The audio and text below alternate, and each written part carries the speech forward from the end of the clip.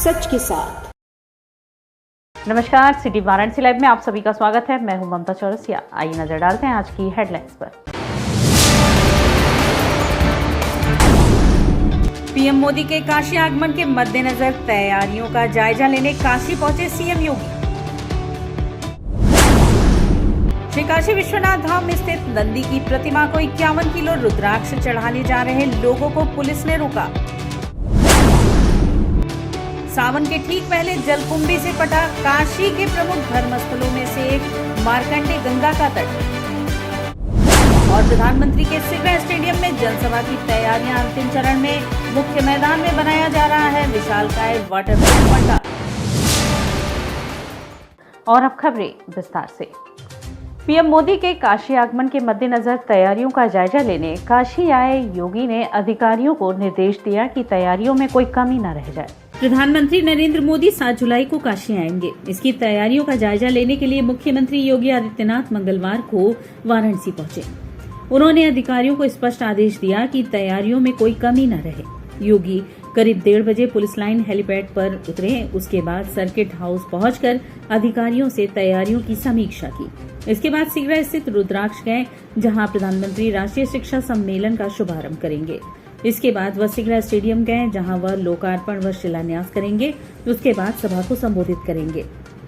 पूर्ण हो चुकी योजनाओं में नमो घाट फेज 1 समेत 591.53 करोड़ की 32 परियोजनाओं का लोकार्पण संग 1220.58 करोड़ की 13 परियोजनाओं की नींव भी रखेंगे। संपूर्णानंद सिगरा स्टेडियम का पुनर्निर्माण कार्य फेज 1 की नींव रखने के साथ जनता को भी संबोधित करेंगे। लोक निर्माण विभाग पंडाल बनाने समेत अन्य कार्यों को कर रहा है। माननीय प्रधानमंत्री जी का वाराणसी में 7 जुलाई को आगमन हो रहा है और 3 मुख्य प्रयोजन इस आगमन के कारण हैं। मुख्य रूप से एक शिक्षा के क्षेत्र में बहुत बड़ी कॉन्फ्रेंस अखिल भारतीय स्तर की हो रही है, जिसमें पूरे भारत के वाइस चांसलर्स, डायरेक्टर्स और शिक्षाविद यहाँ जुटेंगे और 3 दिन नई शिक्षा नीति के ऊपर मंथन करेंगे। उसका शुभारंभ रुद्राक्ष हमारे ऑडिटोरियम में होना है।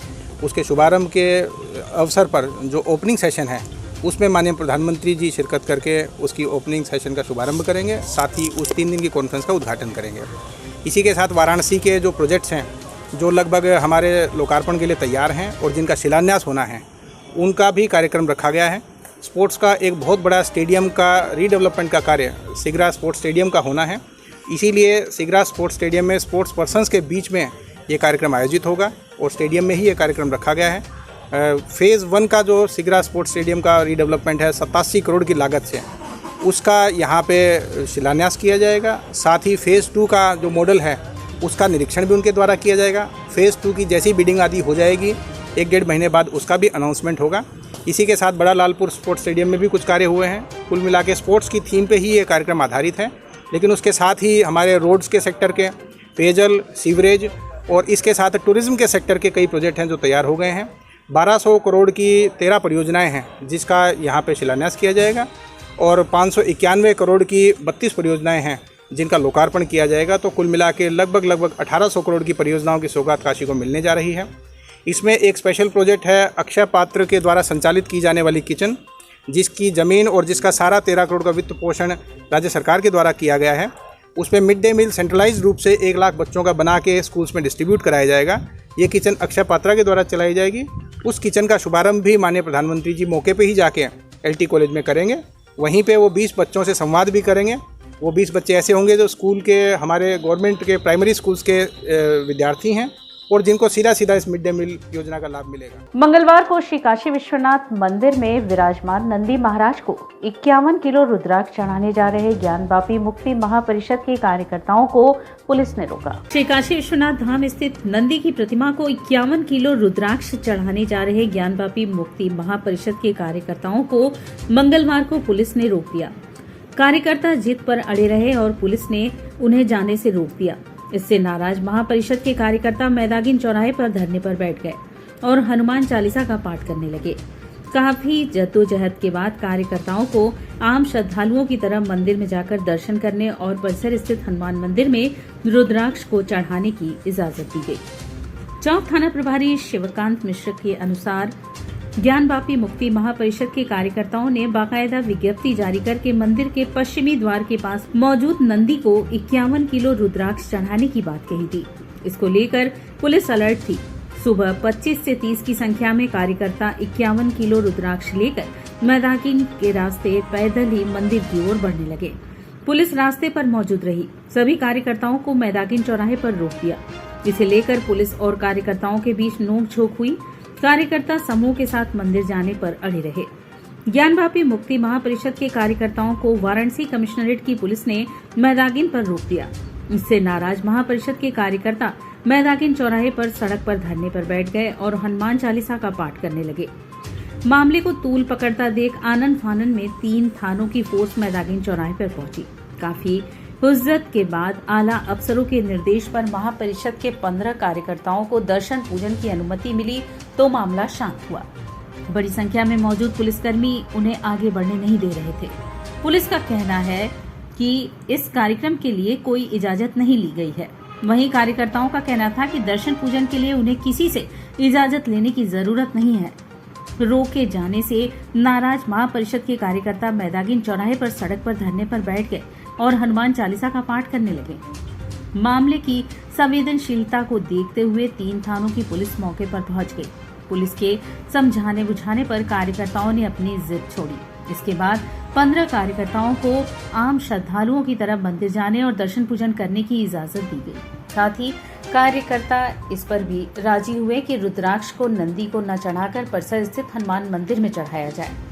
कार्यकर्ता दर्शन पूजन के लिए जाने वाले आम श्रद्धालुओं की तरह ही सुरक्षा जांच आदि के बाद मंदिर में पहुंचे। साथ लाए 51 किलो रुद्राक्ष को हनुमान मंदिर में चढ़ाया। इसके बाद सभी वापस लौट गए।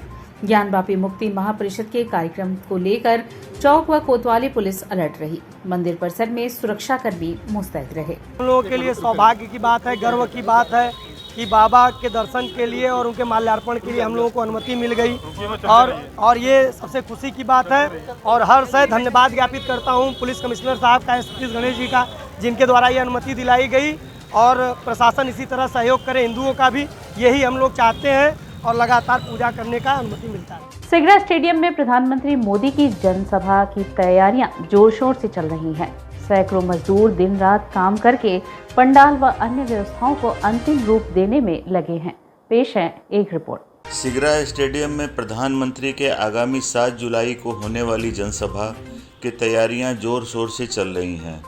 मुख्य मैदान में एक विशालकाय वाटरप्रूफ पंडाल बनाया जा रहा है। साथ में 2 छोटे छोटे पंडाल भी बनाए जा रहे हैं। इन तीनों पंडालों को मिलाकर लगभग 10,000 लोग एक साथ बैठकर प्रधानमंत्री का भाषण सुन सकेंगे। इतनी ही कुर्सियां भी लगाई जा रही हैं। इसके अलावा मौसम साफ रहा तो मैदान के अन्य हिस्सों में भी जनता द्वारा भाषण सुना जा सकेगा। मुख्य पैवेलियन की तरफ एक विशालकाय मंच तैयार हो रहा है। इस पर लगभग 50 अति विशिष्ट अतिथि प्रधानमंत्री के साथ मंचासीन हो सकेंगे। आम जनता का प्रवेश स्टेडियम के मुख्य द्वार से होगा। अतिथि लोगों का प्रवेश शहीद उद्यान की तरफ वाले गेट से कराने की व्यवस्था की गई है। प्रधानमंत्री संभवतः नगर निगम वाले दक्षिणी गेट से मंच की तरफ प्रस्थान करेंगे। सभा के दौरान अनवरत विद्युत आपूर्ति के लिए लगभग आधा दर्जन बड़े जनरेटरों की व्यवस्था की गई है। इसके अलावा पंडाल में श्रोताओं को गर्मी से बचाने के लिए दर्जनों बड़े कूलर लगाए जा रहे हैं। पंडाल से जुड़ी सारी व्यवस्था का ठेका मुजफ्फरनगर के एक टेंट हाउस को दिया गया है। प्रधानमंत्री मोदी 7 जुलाई को सबसे पहले रुद्राक्ष कन्वेंशन सेंटर जाएंगे। वहां कुछ परियोजनाओं का लोकार्पण करने के बाद सीधे स्टेडियम आएंगे। यहां 400 करोड़ की लागत से बनने वाले स्पोर्ट्स कॉम्प्लेक्स और अन्य कार्यों की आधारशिला रखेंगे। प्रधानमंत्री के साथ मंच पर मुख्यमंत्री योगी आदित्यनाथ, राज्यपाल आनंदीबेन पटेल और वाराणसी के जनप्रतिनिधियों के भी विराजमान रहने की संभावना है। तैयारियों का जायजा लेने मुख्यमंत्री योगी आदित्यनाथ आज वाराणसी आ रहे हैं। वे रुद्राक्ष सेंटर के अलावा स्टेडियम के जनसभा स्थल को भी देखेंगे। प्रधानमंत्री के आगमन को देखते हुए स्टेडियम के अंदर तथा बाहर मुख्य सड़क पर सफाई अभियान चलाया जा रहा है। नगर निगम का अमला सवेरे से ही सफाई कार्य में लगा है। सड़कों के गड्ढे भरे जा रहे हैं, साथ ही डिवाइडरों का रंग रोगन भी किया जा रहा है। कैथी के मार्कंडे महादेव मंदिर में सावन मास में लाखों श्रद्धालु दर्शन पूजन के लिए आते हैं, परंतु इस बार गंगा में फैली जलकुंभियां श्रद्धा में व्यवधान पैदा कर सकती हैं। पेश है एक रिपोर्ट। कैथी के मार्कंडे महादेव मंदिर की गिनती काशी के प्रमुख धर्मस्थलों में होती है। यहाँ हर साल लाखों श्रद्धालु दर्शन पूजन के लिए आते हैं। इनमें कांवरियों की भी अच्छी खासी तादाद होती है। सावन में यहाँ तिल धरने की भी जगह नहीं होती। लोग मार्कंडे घाट में गंगा स्नान के बाद गंगा जल लेकर शिवलिंग का जलाभिषेक करते हैं। राज्य सरकार ने भी इस धार्मिक स्थल के विकास के लिए अनेक योजनाएं बनाई हैं। इनमें मार्कंडे घाट का सुंदरीकरण और गंगा गोमती स्थल तक एक नए घाट का निर्माण प्रमुख है। लेकिन इस साल अचानक मार्कंडे घाट पर बड़ी संख्या में पहुंची जलकुंभियों ने डेरा डाल दिया है, जिसने श्रद्धालुओं के माथे पर चिंता की लकीर खींच दी है। इन जलकुंभियों की वजह से गंगा स्नान तो दूर की बात है, आचमन भी मुश्किल हो गया है। जलकुंभियों की वजह से नावों का संचालन भी बाधित हो चला है।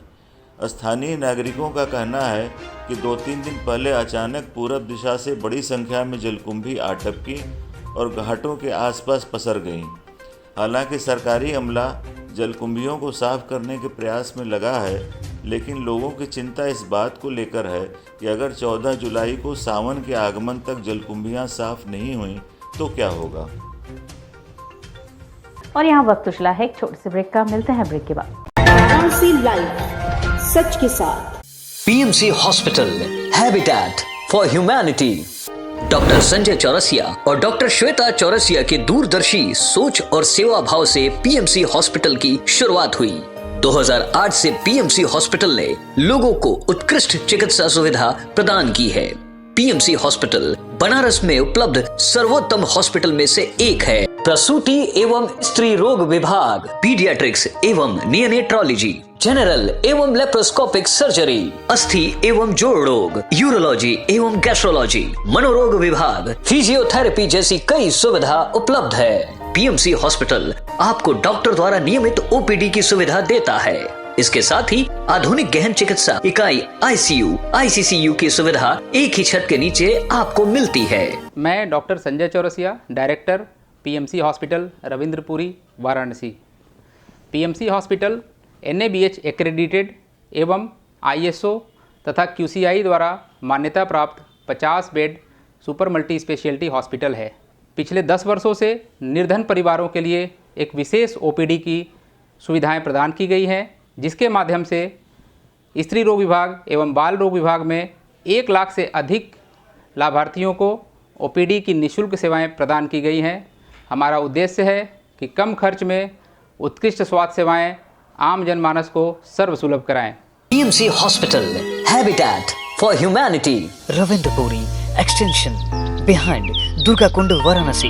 हेल्पलाइन नंबर 0542231015 और कॉल 8808960005 और 8417003104।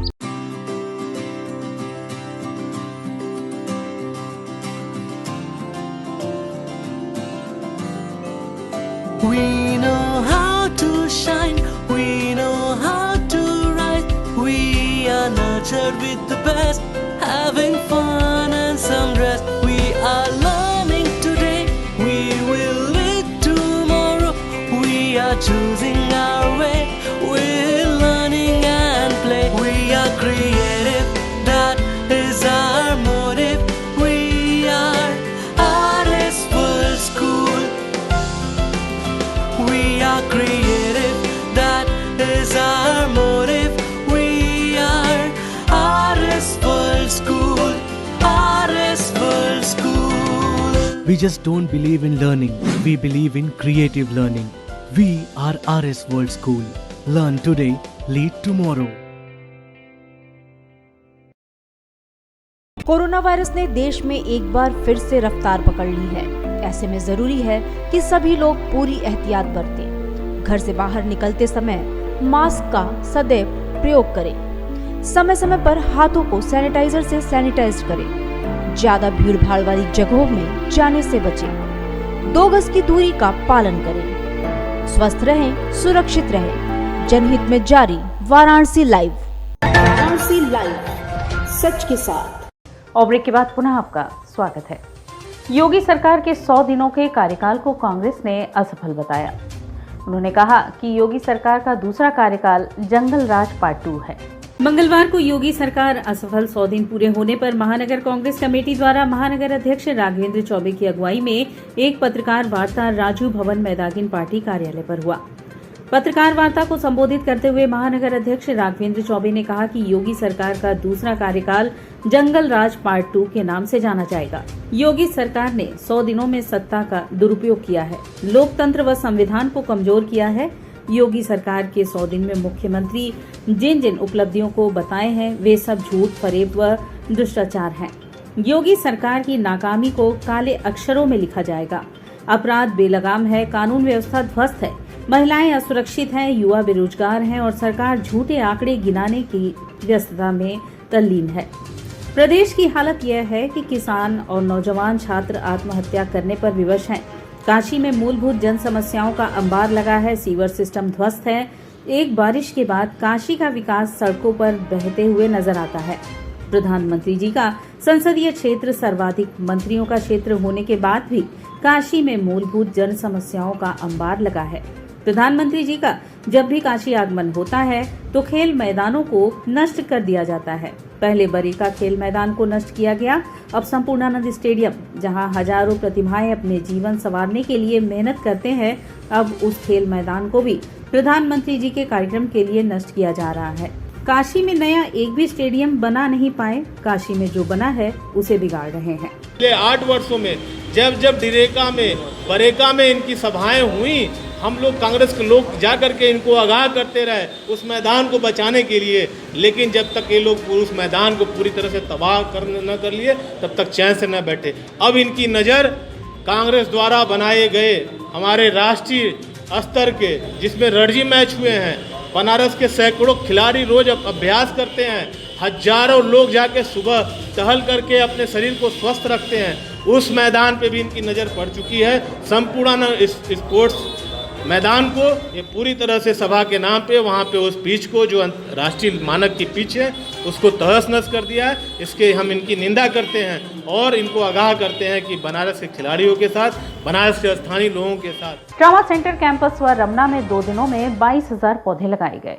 मंगलवार को ट्रामा सेंटर वाराणसी के कैंपस व गंगाबन रमना वाराणसी में 2 दिनों में 22,000 पौधे लगाए गए, जिसमें पीपल, पाकड़, बरगद, जामुन, अर्जुन, नीम, अमल, ताश, मोलशी, गुलमोहर, अशोक, आंवला आदि के पौधे लगाए गए। इस कार्यक्रम के मुख्य अतिथि प्रोफेसर सरोज चूड़ामणि पद्मश्री थे। कार्यक्रम की अध्यक्षता doctor Saurabh Singh, incharge trauma centre BHU ने किया तथा विशिष्ट अतिथि महेंद्र मिश्रा, उप कमांडेंट केंद्रीय रिजर्व पुलिस बल, प्रोफेसर बाला लखेंद्र, एनएसएस बीएचयू, कालिका सिंह, प्रदूषण नियंत्रण बोर्ड निदेशक, लेफ्टिनेंट कर्नल हेमंत गंभीर थे। संचालन एवं संयोजन सृजन सामाजिक विकास न्याय के अध्यक्ष अनिल कुमार सिंह, पर्यावरणविद ने किया। अनिल कुमार वृक्ष कमांडेंट 95 बटालियन केंद्रीय रिजर्व पुलिस बल के दिशा निर्देश में, महेंद्र मिश्रा उप कमांडेंट 95 बटालियन के नेतृत्व में वाहिनी के प्रवीर सिंह के साथ तमाम जवानों ने बढ़ चढ़ कर भाग लिया। 137 बटालियन गंगा टास्क फोर्स के लेफ्टिनेंट कर्नल हेमंत गंभीर के नेतृत्व में गंगा टास्क फोर्स के जवानों ने भी बढ़ चढ़कर भाग लिया। साथ ही साथ बनारस हिंदू यूनिवर्सिटी के एनएसएस के छात्र प्रोफेसर बाला लखेंद्र के नेतृत्व में भाग लिया। अनिल कुमार सिंह, ब्रांड एम्बेसडर, पर्यावरण विभाग, उत्तर प्रदेश सरकार ने सभी को पौधा लगाने व देखरेख करने के बारे में विधिवत बताया।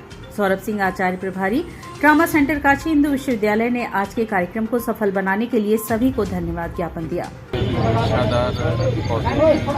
वृक्षों की कमी थी, इस बात को सजग होकर हम लोग ने कुछ एनजीओ से संपर्क किया और वो समझ तैयार हुए तो करीब 3,000 वृक्ष कुछ ही दिन में लगे। आराजी लाइन विकासखंड के प्राथमिक विद्यालय हरदत्तपुर में ग्राम विकास व शिक्षा विभाग के तत्वाधान में वन महोत्सव का आयोजन हुआ। आराजी लाइन विकासखंड के प्राथमिक विद्यालय हरदत्तपुर में ग्राम विकास विभाग व शिक्षा विभाग के तत्वाधान में वन महोत्सव में प्राथमिक विद्यालय हरदत्तपुर में वृक्षारोपण किया गया। आराजी लाइन ब्लॉक प्रमुख प्रतिनिधि डॉक्टर महेंद्र सिंह पटेल, खंड विकास अधिकारी विजय जायसवाल, ग्राम प्रधान अमरावती देवी ने पौधे लगाकर सभी को इसे सुरक्षा व नियमित पानी देने की जिम्मेदारी सौंपी।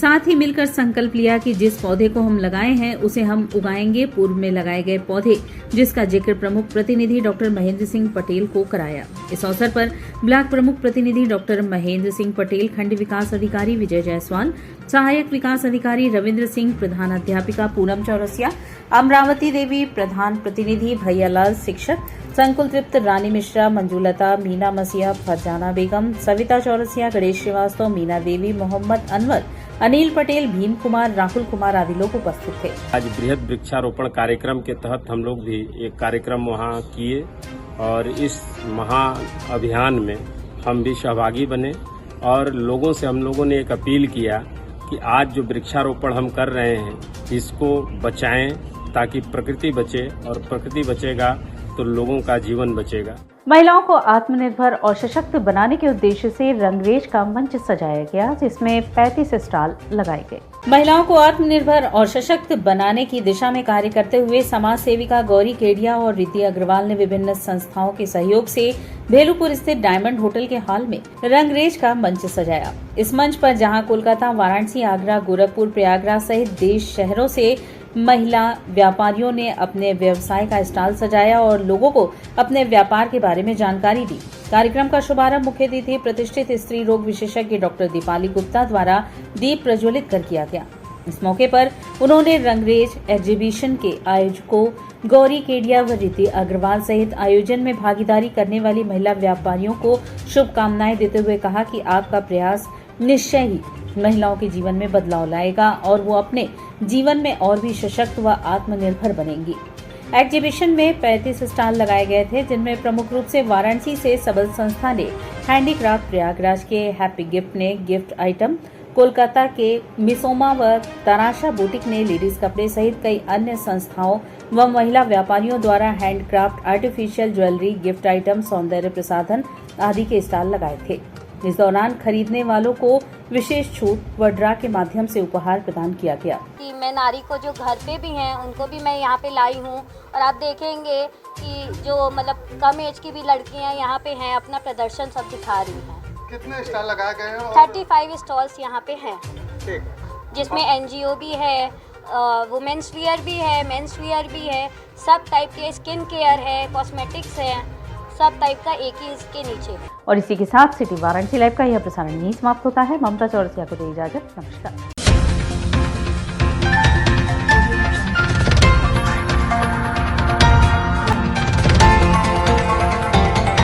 वाराणसी लाइव, सच के साथ।